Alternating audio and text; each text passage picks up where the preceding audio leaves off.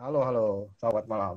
Maaf, kita bergabung kembali di acara Ngobrol Kios dari Rumah bersama Irama Nusantara, Binatang Press, dan uh, Ardo dari Norm Radio. Jadi, mungkin buat teman-teman yang baru bergabung, kita yang dan belum tahu, buku dari Ngaki Ngok baru saja dirilis bulan lalu oleh Binatang Press dan bekerja sama dengan Printed Melodies dan juga Irama Nusantara. Dan Adit yang di sebelah kiri saya di layar sebelah kiri adalah penulisnya dan Ardo mewakili dari Printed Melodies. Mungkin tadi gue udah nanya ke Adit, cuma mungkin nanti diulang tema. Gue pindah dulu ke Ardo ya. Boleh cerita sedikit Printed Melodies itu apa sih, Dok? Dan Hmm, kenapa dibuat?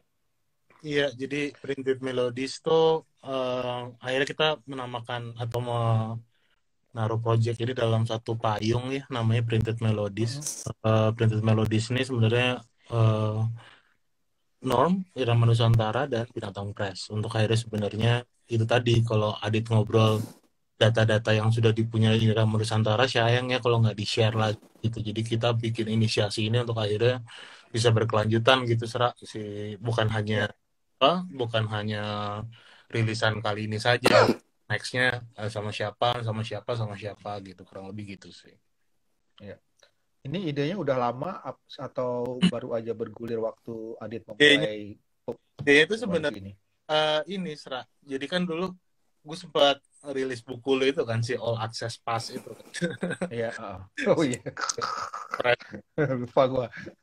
Jadi pas lagi getol-getolnya di apa, di self publishing gitu, gue sempat kontak David tuh gitu, David Tarigan dari Taman Nusantara gitu, untuk akhirnya Ah, nih kita arsipin yuk gitu dalam bentuk buku yuk gitu kan. ya, 2010 tuh Serak. Jadi apa, ya. di 2010 gue approach, belum pede beliau gitu, belum ada Irama Nusantara pula gitu kan sebenarnya. Oke. Jadi 8 tahun 9 tahun kemudian baru baru kontak lagi gitu, kayak yuk pede yuk gitu. Ini kebetulan Dit yang emang bikin research waktu itu untuk Backcraft ya, Dit waktu itu ya, Dit. Iya, Eh, jadi ada materi yang bisa cukup valid lah, ngasin data gitu, ngasin apa researchnya gitu, terus ya udah kita gas bareng. Jadi baru mulai jalan lagi tuh 2019 ya, iya. 2019 akhir kalau nggak salah si reportnya beres tuh ya, Ditin. Gitu. Oke. Kalau Jadi ngobrolin baru kapan udah baru dari 9 tahun berselang. kenapa? Akhirnya 9 tahun berselang akhirnya baru ini ya, apa? Dibuat. Hmm. Eh berarti si Printed Melodies ini kerjasama antara Nom, Binatang Press dan Irama Nusantara. Betul? Yes. Hmm. Oke. Um, gue kepingin banget nanya nih dan kepingin banget dijawab, tapi mungkin nanti aja ke Ardo, apa maksudnya, apalagi akan diterbitin, soalnya gue baca buku ini ternyata gue nggak nyangka pas nyampe ke tangan gue, kan emang udah dikirim ke kios banyak tuh, cuma gue akhirnya karena baru bulan minggu lalu tuh baru dapet, terus pas nyampe ke tangan gue ternyata cukup cukup compact ya ukurannya, cukup compact. Mungkin gue jadi inget gara-gara emang lo lebih suka yang compact-compact gitu do ya, kalau ngebitin buku kan dulu yang compact-compact juga. Nah ini kayak kayak buku saku lah gitu. Hmm. Sebenarnya lebih lebih lebih ke apa, bukan keterbatasan ya, tapi dari kayak apa, objektif dari si buku ini kan juga sebenarnya dari research yang Adit, nggak mungkin kita kita apa rilisnya dalam segitu berat gitu, Serak gitu. Jadi kayak Iya, iya. kita gimana caranya untuk akhirnya ada trivia yang dibantu oleh teman-teman dari Binatang Press gitu, untuk akhirnya jadi lebih ringan lah gitu, lebih ringan apa, lebih Iya, mudah untuk dikonsumsi gitu. iya. Betul. Gue seneng nih kayak misalnya di halaman 23 ada korban alih nama nih. Kalau yang belum baca, gue kasih lihat sedikit ya. Jadi kayak Jack Lesmana dulu nama Jack Lemmert jadi Jack Lesmana. Terus ada Gerlis Tompol menjadi Mawar Sitompul. Jadi ini ceritanya dulu semua apa sih dari Bung Karno untuk menjadi nasionalis. Jadi semua harus tidak boleh berbau ke barat-baratan. Ini nama-nama pun terkena imbasnya ya, jadi diganti bernama Indonesia. Oke, Dit, lo sorry boleh diulang, mulai kapan lo mulai kerjain buku ini, Dit? Iya, jadi sebenarnya Irama Nusantara tuh punya misi yang apa ya lumayan besar buat buat membuka akses kan sama segala arsip yang mereka punya dan Ya. kebetulan waktu mereka masih bekerja sama-sama Backcraft itu ditanyain kira-kira ada riset yang bisa dilakukan atau enggak. Terus akhirnya karena mereka eh, setelah mengkurasi data terus ngelihat lagi koleksi-koleksinya mereka tuh paling paling pede atau paling apa ya paling yakin kalau koleksi atau arsip mereka tuh paling lengkap di tahun 60-an. Dan akhirnya saya sebagai apa ya orang yang suka bantu-bantu di Rama Nusantara juga diajak. Dan kebetulan saya juga punya background eh,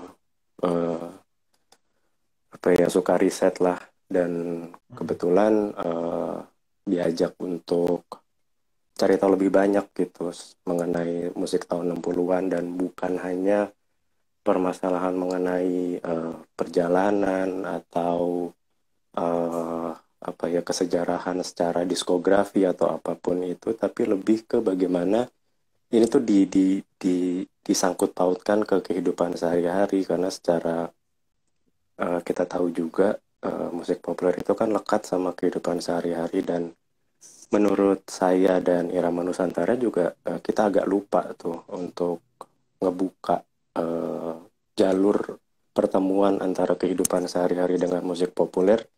Jadi akhirnya tuh kayak apa ya kayak dikultuskan gitu dan akhirnya banyak orang ngelihatnya tuh kayak ya udah itu aksesnya punya orang yang suka-suka aja gitu. Nggak ada relasinya sama diri banyak orang gitu. Yang akhirnya muncul banyak kolektor, muncul banyak orang-orang yang eksklusif hanya mengumpulnya dan hanya bersekitar di itu-itu aja gitu dan ketika ada tawaran dari Rama Nusantara kayak gitu ya saya langsung tertarik gitu ya karena emang yang kadang-kadang kesejarahan musik populer Indonesia itu gitu sih jadi saking dia dibuatnya sebagai satu hal yang kultus jadi itu malah jadi mistis terus nggak deket ini dilihatnya tuh sebagai hal yang ya udah punya satu komunitas aja gitu padahal kan ya kalau misalkan dijadiin buku kayak gitu terus diobrolin tentang kehidupan sehari-harinya terkait kelindan antara musik populer dengan kehidupan sehari kan jadi lebih seru dan orang gampang lebih relate-nya gitu Ya, sih sebenarnya. ya betul. Kayak setelah baca buku ini, maksudnya gue mungkin udah pernah baca, cuma baru sadar kalau ternyata gara-gara Soekarno dengan manifestnya itu tuh yang nasionalisme itu ekonomi kerakyatan, musik Indonesia tuh bisa berubah ya. Maksudnya yang dulu yang punya ciri khas yang menggabungkan musik Barat dan musik Indonesia yang kayak keroncong ataupun yang Iya, lain-lainnya itu sih. Itu gue temukan di buku ini. iya. Oke. Dan dari Wanda sendiri selaku perwakilan dari Binatang Press boleh cerita kali ya sedikit atau banyak pun nggak apa-apa sih apa awal mula diajak kerjasama dengan Irama Nusantara dan Printed Melodies untuk menerbitkan buku ini. Oke. Ah, suara saya kedengeran kan ya? Jelas. Kedengeran jelas. Clear nggak? Oke. Clear, Awalnya crystal. tuh yang kontak ke kita itu yang buka jalan tuh Ardo justru gitu. Ardo cerita ini sesuatu yang udah lama nih pengen gua garap juga gitu. Sekarang nih udah mulai apa ya kelihatan lah wujudnya gitu. Terus juga itu cerita soal nyeritain ke kita soal backcraft segala macam itu tuh udah dari ya 2019 berarti ya udah sebelum 2018. sebelum pandemi 18. Oh iya, soalnya kita ngerjain 18, Mak. yang backcraft dulu. Itu 18. Duh, Pak. Jadi emang pas pertama kali denger juga maksudnya kita tertarik banget gitu dan memang kayak bagus nih kalau misalnya apa inisiasi dari Norton tuh ini payungnya Printed Melody. Jadi memang nanti akan banyak cerita-cerita lagi yang mengulas sejarah musik, arsip musik Indonesia gitu. Ya susah banget nolaknya ya, soalnya menarik banget. Nggak mungkin juga lah tertarik banget gitu nolak. Jadi uh, menarik banget, dan maksudnya kan di Binatang Press kita juga percaya kita tuh pengen bisa mengarsipkan apa ya, uh, kultur dan subkultur kebanyakan justru yang ada di Indonesia ini, karena memang banyak yang kayak cerita Adit tadi, jadi kesannya dikultuskan, kesannya eksklusif saja gitu.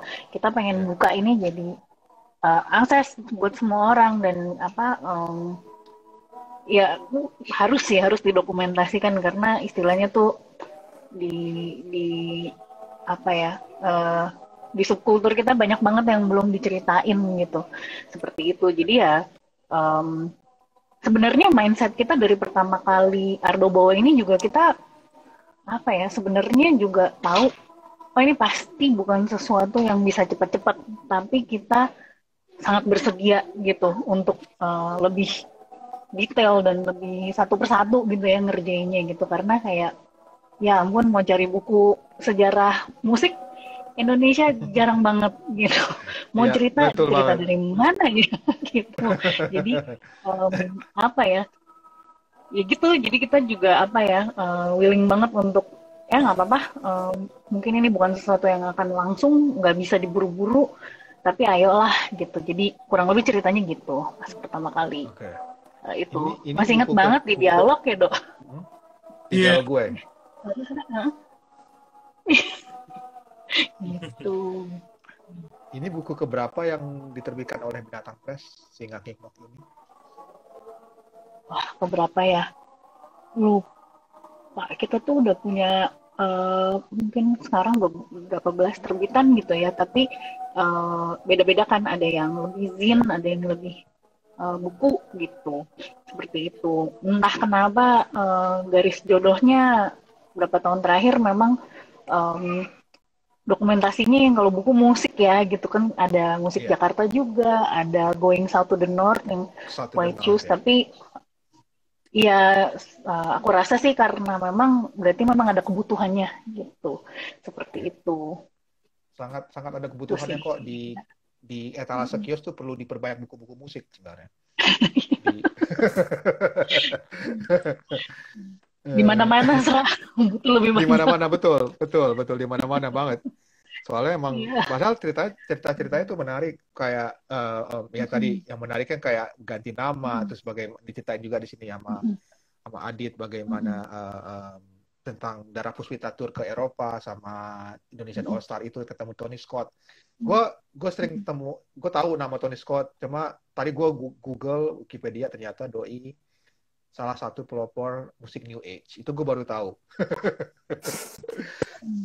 Gue baru tahu itu ternyata. Jadi banyak hal yang jadi seperti kata Adit tadi, nggak jadi kultur nggak jadi segi kultur apa sih yang eksklusif, cuma jadi kultur dan orang memancing rasa ingin tahu, kayak gue rasa ingin tahu gue tentang ini tentang itu. Akhirnya gue tadi dengerin album yang To the So-Called Guilty's Kus Plus gitu. Ya.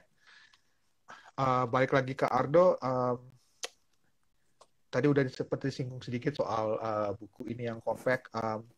Tapi dari layout itu sendiri, apakah ini layout dari Printed Melodies atau hasil kerja ngobrol bareng dengan Irama Nusantara dan Binatang Press? Maksudnya tadi udah disebut juga kan, biar lebih pop maka banyak trivia dari yang dibuat oleh Binatang Press. Tapi dari pemilihan tipografi dan warna itu, apakah semua itu dari Binatang Press atau diobrolkan bareng? Iya, jadi awal kita jalan lagi sama project ini, gue approach Wanda dari Binatang Press gitu ya, dimana di belakangnya ada 1994, teman-teman 1994 gitu.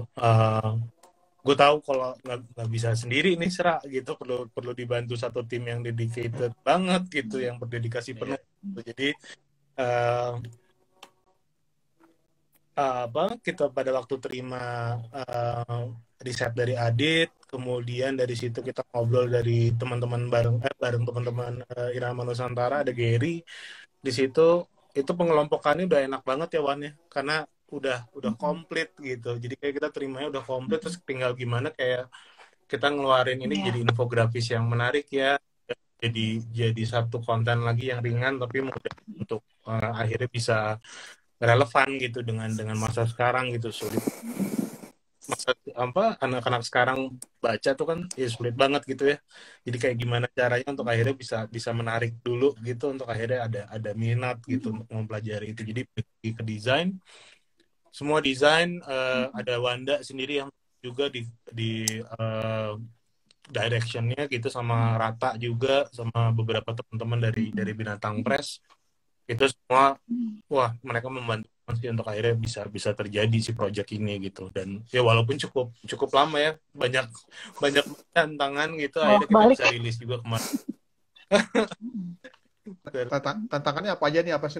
Gue bayangin tantangannya berlipat ganda karena gara-gara pandemi nih. Pandemi satu, Ada. harus ya pandemi satu, kemudian ya dari situ kan sebenarnya kita juga jadi sulit koordinasi ya, Serak gitu. Jadi kayak satu Iya. di base di Bandung, Adit nggak tahu tuh base di mana di planet tuh. Kadang nggak ada gitu kan, Wanda di Jakarta gitu, Gary di Garut sekarang gitu. Makin kesini justru makin berat gitu kan ya, Gary off ke Garut tuh udah wah rada sulit nih berkoordinasi, tapi ada beberapa teman-teman ada Ryan, ada Dija yang bantu kita gitu, yang akhirnya bisa bisa terusin terus gitu si project ini. Jadi ya tantangannya pandemi lah, jarak lah, koordinasi sulit.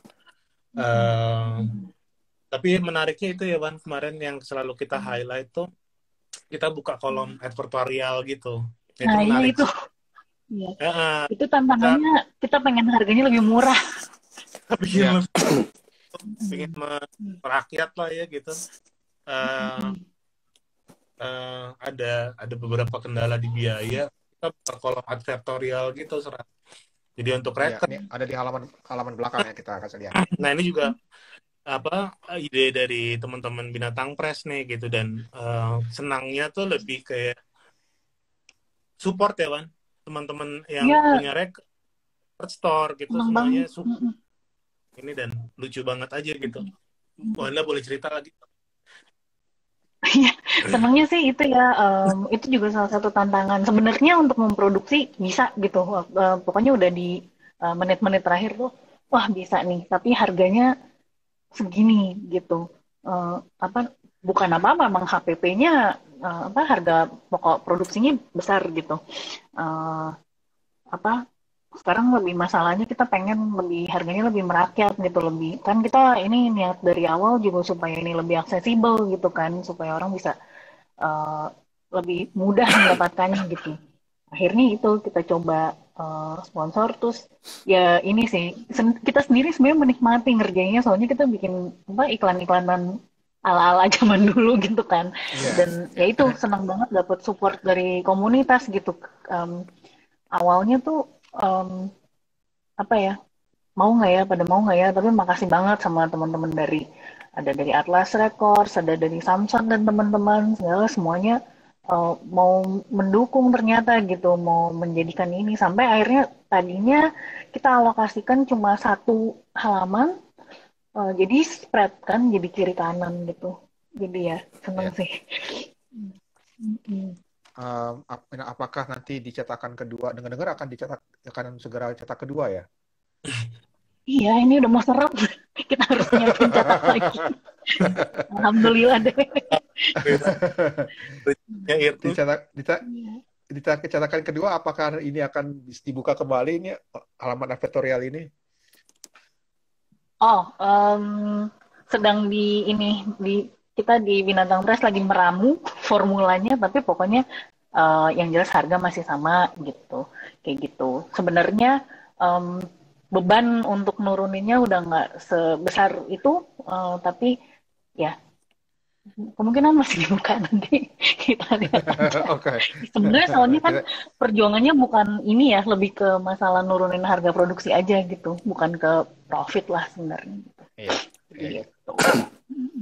Dari lo, Dit, sebagai penulis, apa tadi lo sempat bilang karena koleksi paling banyak yang dipunya Irama Nusantara itu di dekade 1960 sampai 69. Tapi tadi sebelum lo ngomong itu, waktu gue baca buku ini, gue berpikirnya adalah kenapa ini dipilih, karena terjadi peralihan kekuasaan gitu loh, dari Orde Lama ke Orde Baru. Itu menarik sih sebenarnya kan ya, dari yang Orde Lama mengharamkan semua musik Barat, sampai akhirnya Orde Baru dilepas semuanya gitu. Dari lo, yang dari hasil riset lo, gue jadi bertanya-tanya tadi, mungkin nggak terlalu banyak dibahas di Orde Baru. Apa sih yang membuat Orde Baru itu melepas gitu aja semua? Maksudnya yang awalnya RRI sebagai penjaga moral, dalam tanda kutip ya, penjaga moral bangsa, dengan tidak memasang lagu Ngaki Ngok, atau The Beatles, yang sebenarnya orang pikir The Beatles bukan lagu yang lain, tapi akhirnya berubah jadi semua dibebaskan, sampai ABRI pun ikut membuat acara-acara musik yang membawa lagu-lagu Barat. Lu kira-kira kenapa tuh gitu?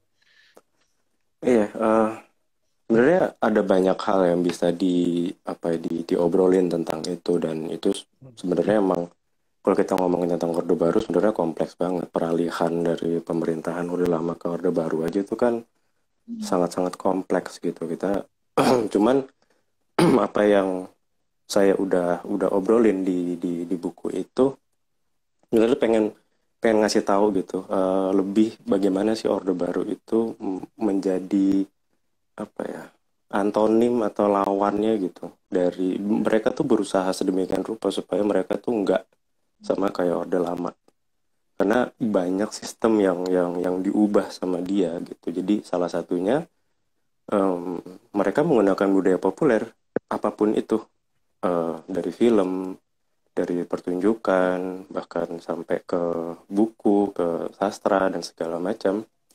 Dan kebetulan di buku ini saya coba ngejelasin gitu gimana sih mereka itu mencoba untuk melawan narasi-narasi Orde Lama yang udah sedemikian kokohnya dalam tanda kutip. Itu tuh coba dilawan dengan berbagai strategi gitu. Jadi kayak misalkan dia menggandeng ABRI, terus segala macam media yang tadinya itu dipakai pemerintah untuk membimbing dalam tanda kutip, ini justru malah menjadi outlet-outlet gitu. Jadi yang tadinya RRI itu sangat-sangatlah kenceng untuk melawan irama-irama Barat, lagu-lagu Barat, ini sekarang malah dipakai buat itu. Dan justru akhirnya ABRI juga dipakai pada saat itu, tak tentara, karena tentara itu infrastrukturnya paling banyak gitu, dan itu sampai sekarang masih tersisa gitu. Kayak misalkan kita sering dengar ada banyak acara musik di pangkalan-pangkalan militer gitu Iya, kan. ya. Lapangan Hussein Dan Sastra Negara di Bandung. iya, yang kayak gitu-gitu. Dan sampai sekarang emang budaya itu tuh ya asal mulanya dari Orde Baru gitu, dan tanpa kita sadari itu dekat gitu sama kita sekarang. Iya. Dan banyak hal yang sebenarnya asalnya itu dari situ ya. Kayak misalkan kita ngomongin tentang kedekatan musik populer dengan kehidupan sehari lewat makanan gitu. Dan lagu-lagu itu kan sebenarnya mendekatkan diri sama pola kita membuat folk music gitu. Yang mana emang kebanyakan lagu rakyat di kita itu ya intinya kedekatan dengan kehidupan sehari-hari termasuk makanan, dan bagaimana itu dipakai sebagai pada masanya itu diselipin sama ideologi-ideologi yang sebenarnya dipakai sama negara juga. Dan ini pola-pola kayak gitu sih yang sebenarnya menurut saya, lagi-lagi menurut saya ini agak luput ya untuk diceritakan oleh banyak buku-buku yang sebelumnya yang sudah terbit gitu. Jadi kebanyakan tuh hanya membahasnya tuh antara perbedaan antara yang satu dengan yang lainnya, tanpa melihat lagi gitu apa sih yang sebenarnya kita bisa lihat secara general, secara umum, gimana sih proses perubahan hingga akhirnya dia bisa kita bilang sangat-sangat berpengaruh sama ranah musik populer pada saat itu gitu, atau skena musik populer pada saat itu. Jadi ketika kita ngelihat lagi, ada pengaruhnya juga ya dari kehidupan sehari-hari, sampai akhirnya instansi pemerintah juga dipaksa untuk, bukan dipaksa ya, maksudnya diberdayakan untuk membuat band. Ada Orde Baru juga punya agenda itu, kayak misalkan PLN punya band sendiri, Deloitte Elektronika ya. yang ya, terus kayak misalkan segala macam ya, ibaratnya bayangin aja kayak semua pegawai negeri punya punya kalangan bandnya sendiri gitu. Itu kan menarik sekali dan bisa dilihat secara apa ya, secara kontekstual gitu. Jadi bukan hanya hanya musiknya aja, tapi secara kontekstual juga sangat-sangat menarik gitu untuk dibahas. Ya. Ini buat teman-teman yang belum punya buku atau belum baca, ini menarik banget. Gue suka banget nih, salah satu yang gue suka. Cocok-cocokan di halaman 48. Gue belum berhasil nih mencocok-cocokkan semuanya nih. Ada perusahaan listrik negara, Brigade Mobil, Kostra Angkatan Darat, Pertamina, dan Semen Markas Polri. Terus di bawahnya ada The Pros, Dharma Putra, Dema Polri, and The Favorites, ketahuan ya gampang ya. The Brims, Elektrika tadi PLN, Deloitte, ada Jakarta Lloyd, sama Bayangkara. Jadi silakan dicocok-cocokkan yang udah punya buku. Mungkin Binatang Press mau buat kuis yang bisa tebak ini dapat apa? Dia bagus tuh. Tapi itu sebenarnya tantangannya sih, apa di awal itu tantangan kita yang sebelum pandemi, bahkan itu sebenarnya itu sih yang kami dari saya dan Irama Nusantara tuh datang ke Wanda, terus udah ngobrol sama Ardo juga, ini gimana ya caranya supaya lebih gampang gitu transfer knowledge-nya, terus gimana caranya kita ngobrolin ini secara enteng gitu, jadi bukan lagi satu hal yang bersifat momok gitu, tapi dan akhirnya ya itu saya dan Irama Nusantara tuh sangat terbantu gitu, karena ya ada treatment tertentu yang akhirnya ngebantu itu, termasuk salah satunya ya cocok-cocokan itu, terus menu makan, terus betul. banyak hal lah yang sebenarnya mungkin kalau misalkan kita nggak bikin ini secara kerjasama ya nggak bakal sampai juga gitu konsep-konsep yang pengen kita tawarin gitu. Ingat waktu itu dari infografis itu ada yang datangnya paragraf ya, Dit ya. Terus kita bahas ini terlalu banyak kata-kata nggak gitu, bisa nggak ya ada nggak ya ini apa, kita pilih-pilih yuk mana yang wujudnya nggak usah jadi paragraf tapi jadi jadi infografis gitu, atau ini ya inspirasinya kalau lihat buku-buku musik di luar gitu kan suka ada banyak ilustrasinya gitu. Ya. Betul, contohnya kalau modern tapi tradisional. Kayak ini ya. Ini ada yang kayak gitu. Bengawan Solo yang di cover sama Oslan Hussein dengan gaya, kalau gue bilang mirip The Platters, udah dup gitulah. Ya kan? Cegukan. Model-model. Cegukan. Ceguk-cegukan, yoi. Ada Gambang Suling Sue Ora Jamu dan Jesse jadi lagu lebih jazz gitu. Dan lo menarik tadi, Dit, lo bahas soal ideologi dan soal makanan. Gue jadi ingat ini ideologinya udah lama melalui Soekarno, yaitu membuat lagu Mari Bersukaria yang di liriknya adalah rakyat Indonesia tidak kelaparan. Iya. Sedangkan pada saat itu tahun 60-an terjadi krisis ekonomi. Apakah yang dibuat oleh yang makanan-makan itu juga sebagai sarana ideologi dari pemerintah untuk biar rakyat Indonesia tetap tenang di tengah krisis ekonomi tersebut?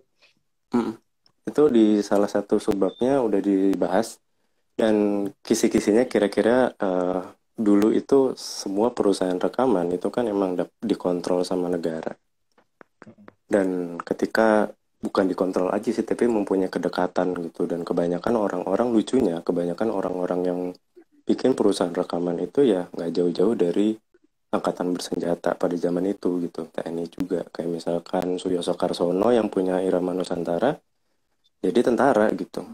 Karena paling gampangnya sebenarnya kalau kenapa akhirnya orang-orang tentara ini yang bikin, Ya karena mereka yang punya akses modal, mereka yang punya akses terhadap teknologi, kita nggak bisa ngobrol kayak sekarang gitu ya.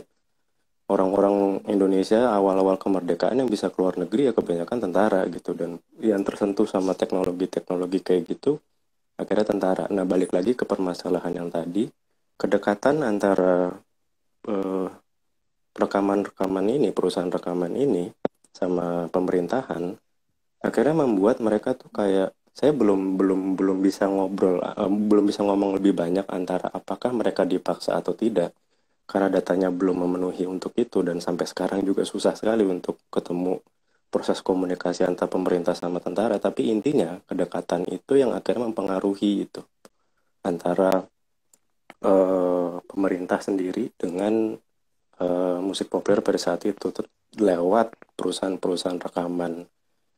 Nah, kayak misalkan satu contoh yang banyak makanan diobrolin dan kehidupan sehari-hari yang dalam tanda kutip aman-aman aja, yang sangat-sangat mungkin sangat bertentangan pada saat itu dengan yang paling jelas ya dari makanan gitu. Pada saat itu ada krisis pangan, ada gagal panen yang sangat-sangat parah pada saat itu karena ada permasalahan ekonomi. Ya itu salah satunya ya dicoba dinegosiasikan sama negara, itu salah satunya dengan munculnya banyak-banyak lagu yang ngomongin tentang makanan. Dan sampai di albumnya eh, Irama itu ada banyak-banyak hal yang berhubungan sama agenda-agendanya Soekarno. Di liner notes-nya gitu di belakang itu ditulisin tentang bagaimana sih masyarakat Indonesia itu nggak mungkin kelaparan karena banyak makanan. Sampai juga akhirnya ya yang legendaris sampai sekarang diobrolin terus itu ya Irama Lenso, di mana di dalamnya itu ada genjer-genjer. Nah itu salah satu kan apa ya? Ya itu bukti gitu kedekatan. Cuman permasalahan bagaimana prosesnya, apakah itu dipaksa atau ada apa ya? Ada semacam perintah khusus dari negara ke perusahaan rekaman, itu yang sampai sekarang saya dan Irama Nusantara bahkan belum bisa mengatakan secara langsung gitu, atau bukan secara gamblang lah, karena ya balik lagi data-data mengenai itu bahkan sampai sekarang Irama aja susah gitu untuk nyari sekadar surat atau bukti-bukti eksistensi mereka pada saat itu. Yang ada ya hanya rekaman-rekamannya aja gitu, bahkan foto aja tuh sangat minim gitu. Gitu sih. Selain dari koleksi-koleksi yang gue jadi berpikir apakah lo juga dan tim Irama Nusantara juga berusaha, jadi kalian juga berusaha menghubungi kayak instansi pemerintahan dan tentara juga untuk melengkapi buku tersebut ini? Oh, kalau itu enggak sih kalau pada saat ini, karena itu juga kami yakin juga, walaupun sebelumnya juga untuk masuk ke RRI aja kami butuh Irama Nusantara aja butuh itu apa? Butuh punya hubungan khusus dengan Bekraf gitu. Sebelum punya hubungan khusus dengan Bekraf, mana mungkin Irama Nusantara bisa masuk ke RRI. Nah, sampai sekarang juga akses terhadap itu akan sangat sulit, apalagi berhubungan sama Orde Lama gitu ya. Ketimbang kita ngomongin apa ya, saya yakin juga pasti agak minim gitu, karena kan banyak hal yang dihilangkan dalam tanda kutip ketika kita ngomongin tentang Orde Lama, apalagi arsip-arsip tentara gitu ya. Cuman permasalahan yang sekarang masih bisa kita gali sebenarnya adalah bagaimana sih itu diwariskan gitu ke anak-anak mereka. Dan ini yang Irama Nusantara sampai sekarang lakukan gitu. Kayak kemarin Irama Nusantara berhasil mengarsipkan rekaman perusahaan Indonesia mungkin yang terbesar, Remaco. Itu diwariskan ke anaknya gitu, ke Lala Timothy. Jadinya dari proses yang kayak gitu, yang kita mengumpulkan puzzle yang tercecer entah di mana ini, akhirnya bisa ketemu gitu. Walaupun belum bisa disimpulkan secara gamblang, cuman oh ada cerita dari sini, ada cerita dari situ, dan hal-hal yang bersifat kontekstual itu yang akhirnya coba saya dan Irama Nusantara tuangkan gitu. Salah satunya ya di buku itu gitu. Dan sampai sekarang juga Irama Nusantara sampai sekarang untuk ngobrolin tentang musik itu emang lebih mengarah ke sana gitu ya. Bagaimana sih eh, sejarah kontekstual sosial, budaya, politik yang sebenarnya itu sangat-sangat berpengaruh gitu sama sama perjalanan kehidupan musik kita. itu sendiri gitu ya. Yang akhirnya ya jadilah buku buku kayak kayak itu kayak kayak ngenggok ke dek kepala sini. Oke, makasih Adit. Kalau dari Ardo dan Wanda, apakah ada kekhawatiran buku ini akan dicekal karena bahas ada mungkin bagi kita nggak sensitif, mungkin bagi orang-orang beberapa orang gitu. Jadi hal yang sensitif kan membahas Eropa udah lama. Ya Pernah itu ada kekhawatiran tersebut? kita pernah bahas gitu, terutama dari teman-teman Irama Nusantara. Ini nggak apa-apa nih ngomongin gini. Cuma kita pikir nggak apa-apa kali. Maksudnya ya sudahlah emang apa ya? Ya itu sesuatu yang sebenarnya tidak bisa terelakkan gitu kan. Memang begitu kenyataannya gitu, kayak gitu. Eh, ya itulah dan maksudnya ya ini mungkin bela dirinya Binatang Press gitu ya. Tapi kalau dilihat apa ya dari kacamata lensa yang lebih jauh, lebih tinggi gitu, big picture-nya kan ini bukan ngomongin politik lah, ini maksudnya supaya bisa cerita tentang sejarah musiknya lebih lengkap gitu. Jadi ya begitulah. Yang gimana kalau nggak diceritain ntar nggak lengkap konteksnya. Sebenarnya lebih ke Iya, situ sih kalau dari betul. kita gitu. Nggak tahu kalau Ardo gimana dong? Sans ya? Lo Ya kemute aduh lo. suruhnya hilang. Udah ada. Ya, itu udah banyak kesensor ya, Wan. Apa? Iya Banyak yang sebenarnya sih juga udah ada yang sensor-sensor sih gitu. Iya, tadi juga kita udah bolak-balik Adit sama Gary kayak berapa kali ini masih panjangan. Panjang ini kayaknya nggak usah sih. Jadi udah bolak-balik banget ya. Gila. Ya, Gitu. tentang album Irama Lenso juga yang lagu Lensa mana tuh paling ini ya. Mari Bersukaria juga nggak dibahas di album ini, di buku ini ya? Ya. Dibahas kok beberapa. Bahas ya? Ada beberapa Iya. ya? Aku lupa gua. Iya. Iya, aku khawatir. Iya, jadi kalau misalkan pertanyaan yang tadi kita takut dicekal atau enggak, sebenarnya iya pasti ada lah ya. Namanya juga kita ngobrolin tentang suatu hal yang sampai sekarang belum ada rekonsiliasinya gitu, yang repot banget. Cuma kan pertanyaannya adalah bagaimana ngebuat ini tuh nggak mendemonisasi gitu, nggak membuat sisi yang kita harus cari jalan tengahnya gitu. Dan apa yang kita obrolin di buku itu kan ya sekadar data gitu. Kita nggak ngebelain yang bukan itu. opini ya. Iya, ya walaupun pasti ada lah beberapa stilistika bahasa atau gimana kita ngungkapinnya nggak mungkin lepas dari yang namanya opini pribadi. Cuman kita sadar itu dari awal gitu. Kita jalan itu menciptakan buku ini ya gimana caranya supaya bahkan Soekarno aja yang kebanyakan mungkin orang-orang yang pernah menulis tentang kesejarahan musik populer Indonesia, Soekarno itu dilihat tuh jadi jahat banget gitu.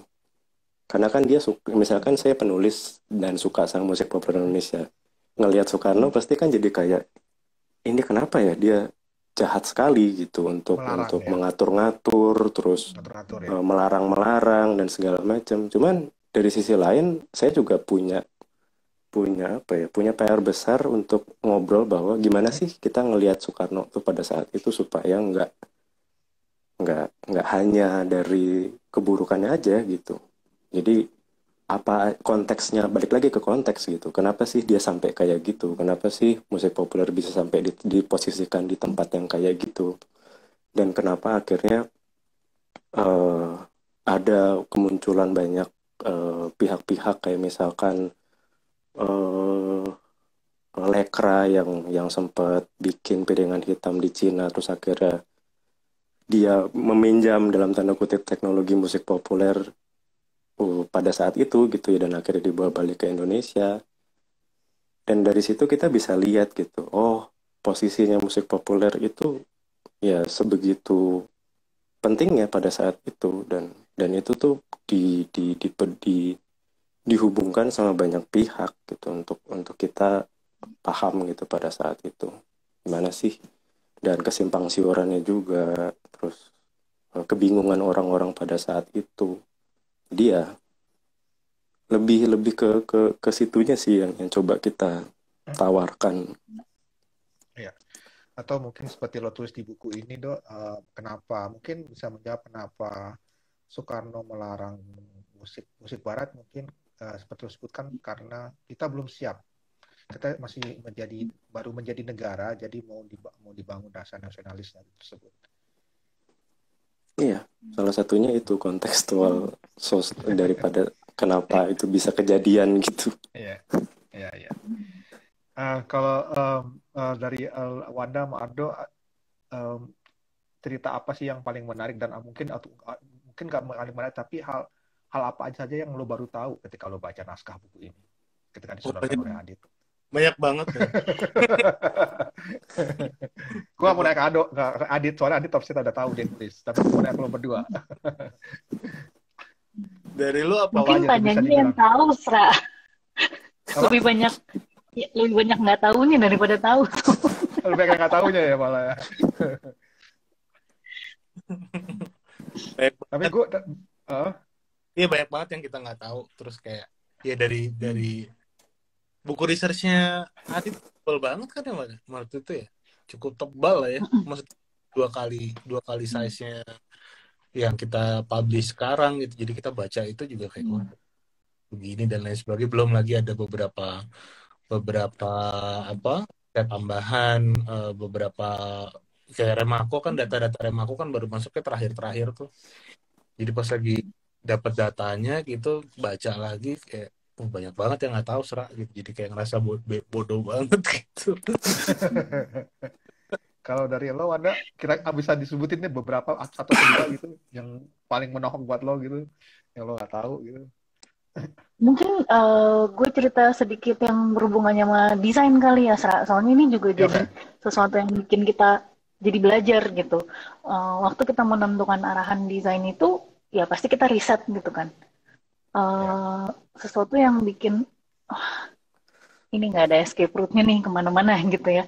Karena mungkin riset bisa diawali dengan standarnya gitu ya, lihat di internet yang estetis kayak apa, terus layout tahun 60-an kayak apa sih gitu.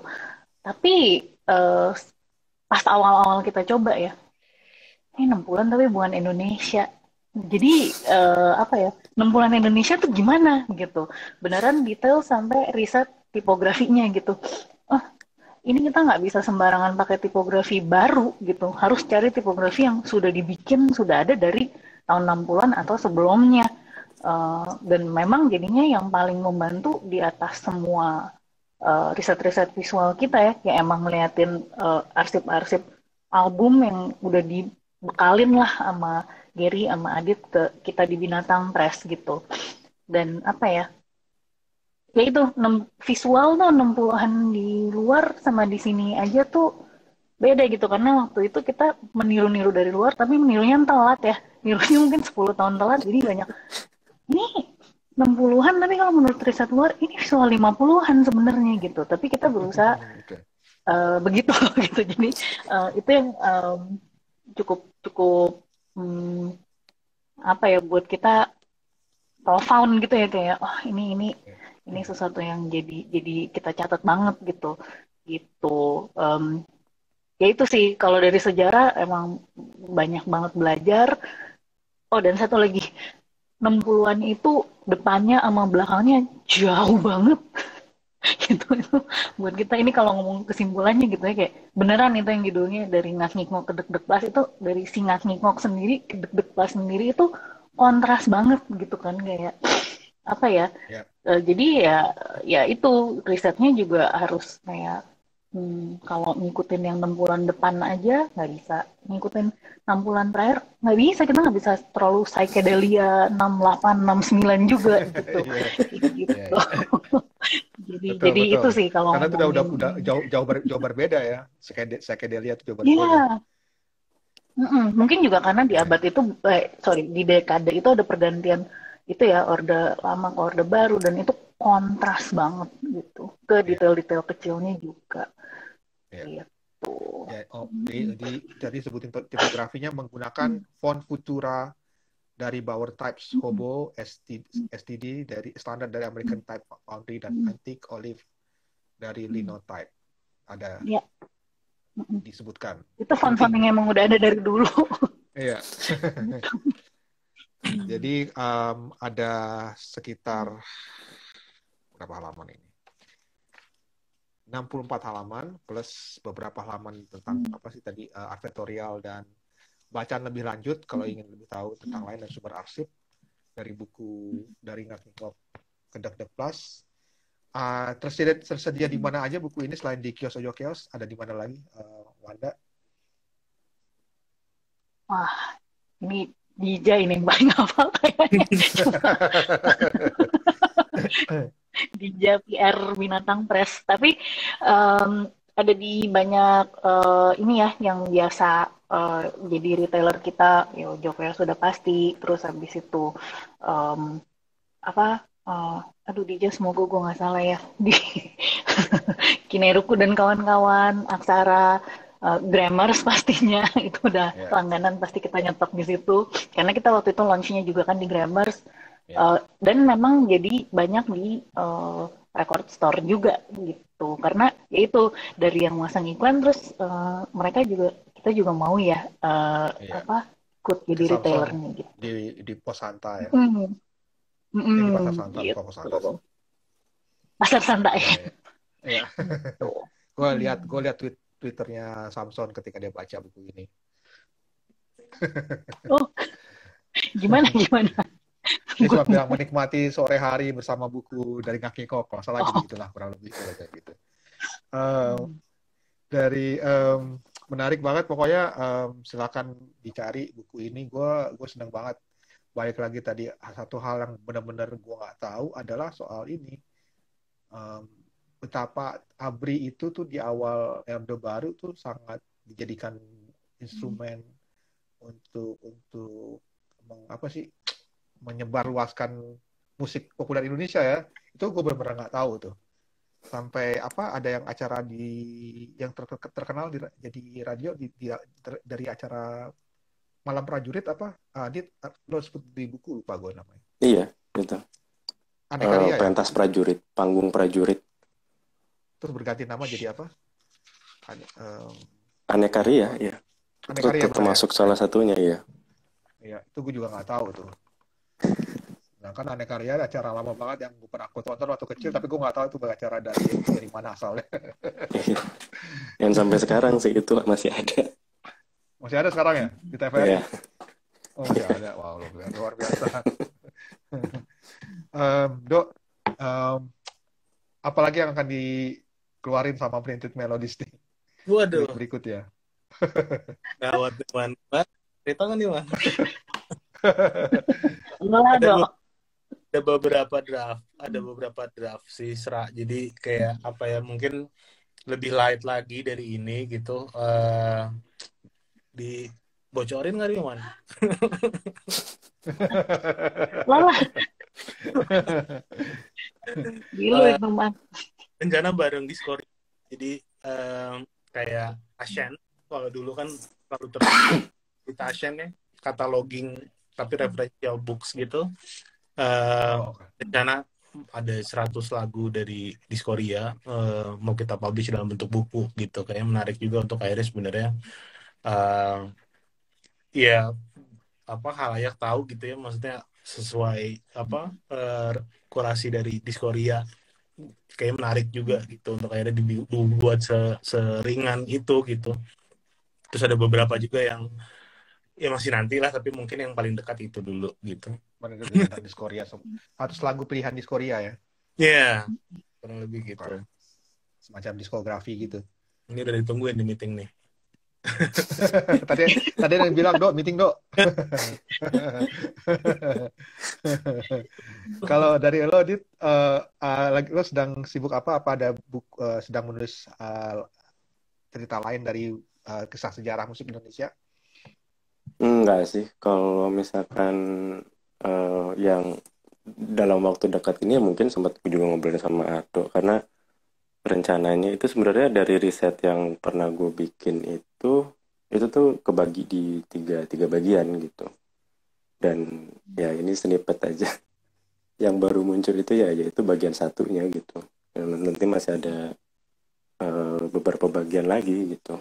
Yang tapi masih tetap dalam tahun 60 dan 69, cuman fokus pembahasannya eh, akan jauh berbeda daripada yang itu gitu. Kalau yang sekarang kontekstual, nanti ada berbagai hal lagi yang akan diobrolin gitu.